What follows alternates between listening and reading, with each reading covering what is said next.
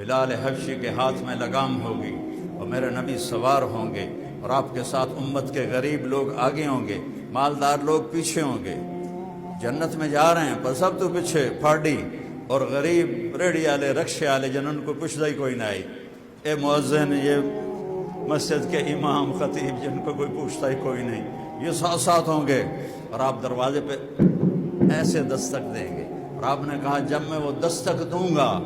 تو اس سے جو خوشنما آواز نکلے گی تم سارے وجد میں آ جاؤ۔ آپ نے کہا علی سننا، اس دن جب میں ایسے ایسے کروں گا تو ٹک ٹک نہیں ہوگی، اس سے ایک نغمہ نکلے گا، ایک میوزک نکلے گا، اور سارے باہر کھڑے جنتیوں کو وہ ایسے مدہوش کر دے گا۔ اندر سے آواز آئے گی کون؟ آپ کہیں گے محمد الرسول اللہ،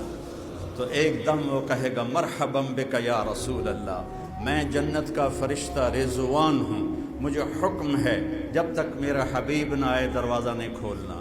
اور مجھے حکم ہے کہ میں نے خود کھولنا ہے، میں نے کبھی کسی کے لیے نہ کھولا ہے نہ آئندہ کھولوں گا، وہ دروازہ کھولے گا، آپ اندر داخل ہوں گے، اور آپ نے فرمایا معی فقراء المؤمنین، میرے ساتھ میری امت کے غریب لوگ ہوں گے جو میرے ساتھ آگے آگے چلیں گے، مالدار لوگ پیچھے ہوں گے، اور اس کے پیچھے باقی نبیوں کی امتیں ہوں گی، اور غریب لوگ جو بیچارے صبح کی کھاتے ہیں تو شام کی نہیں ہوتی، شام کی کھاتے ہیں تو صبح کی نہیں ہوتی، رزق حلال کماتے کماتے سسک کے مر جاتے ہیں، اللہ ان کو بلائے گا، کہے گا میں نے تمہیں دنیا میں تنگی میں رکھا، اس لیے نہیں کہ تم میری نظروں میں گرے ہوئے تھے، اس لیے کہ آج تمہیں یہ عزت دے رہا ہوں، جاؤ اپنے نبی دینا۔